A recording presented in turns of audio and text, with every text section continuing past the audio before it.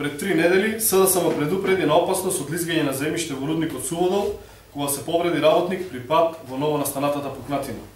Тогаш на сите им стана јасно дека во рек Битола е можно да дојде до нова хаварија и за жал до неа дојде. Поради тоа што актуелното раководство не превзеде ништо, да ја спречи очигледната закана од аспект на технологија на ископ, ни од аспект на зголемена геолошка активност. Пред неколку денови се случи уште една од низата хаварии во рек Битола, овој пат со лизгање на јаглен и јаловина од околу 4 милиони кубни метри. За споредба, годишното производство на јаглен во рудникот Суводол е околу 6 милиони кубни метри. Затрупани се над 300 метра од транспортниот систем на погонската станица, поклопен е комплетниот систем за одводнување на главниот водособирник во рудникот Суводол, со целата пороплатна опрема и вистинска среќа е што никој не настрада. Зошто и овој настан се крие од јавност? Колкава е штетата и кој ќе ја надомести?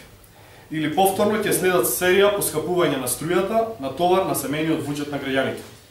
Со ова се потврдува дека бранот на ДПМН е само фарса и не беше доволно висок за високите директорски функции во комбинатот. Затоа СДСМ повикува на оставка на раководството на рек Битола, кадар на ДПМН. Ви благодарам.